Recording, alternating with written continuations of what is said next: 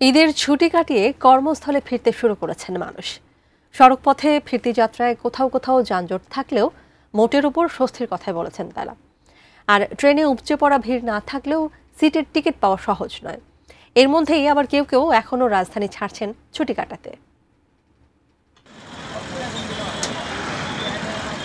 প্রিয়জনদের সঙ্গে ঈদ কাটিয়ে কর্মস্থলে ফেরার তাগিদে এখন রাজধানীমুখী হচ্ছে মানুষ।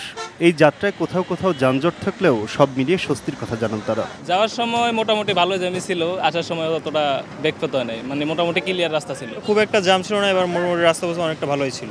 এই প্রথম বাচ্চা নিয়ে ঈদ করলাম, এই ঈদের আনন্দটাই অন্যরকম ছিল।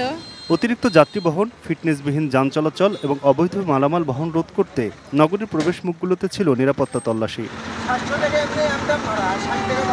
অ্যান্টিব্যাকটেরিয়াল অ্যাডিটিভ যুক্ত সেরা ওয়াটার ট্যাঙ্ক বিশুদ্ধ পানিতে ব্যাকটেরিয়া জন্মাতে দেয় না। রেলের টিকিট সহজলভ্য না হওয়ায় অনেকেই পরিবার রেখে ফিরছেন। যারা একসাথে সবাই আসছেন তাদের কিছুটা ভোগান্তি পোহাতেই হচ্ছে। কর্মক্ষেত্রে যোগদান করার জন্য কর্ম চলে আসলাম। ওরা একটা পরে আসলে সমস্যা নাই, তো আমি চাকরি করি, আমি একটু আগে চলে আসলাম। যাইতেও খুব ভিড়, আসতেও খুব ভিড়। মানে টিকিট কাটছে যে এটা সিট বেন স্ট্যান্ডিং টিকিট, সিট পাই নাই। আগামী রোববার পুরোদমে খুলে যাচ্ছে অফিস আদালত, ফলে শুক্র শনি ফিরতি যাত্রায় ভিড় থাকবেই। এর মধ্যেই চলছে উল্টো রথ। ঈদের লম্বা ছুটিতে যাদের ছুটি হয়নি এখন বাড়ি ফিরছেন তারা।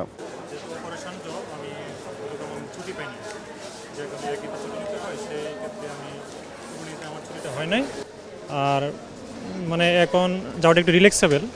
প্রথম তো টিকিট পাওয়া যায় না, সেকেন্ড ধাপে একটু যাইতেছি, টিকিট পাওয়া গেছে।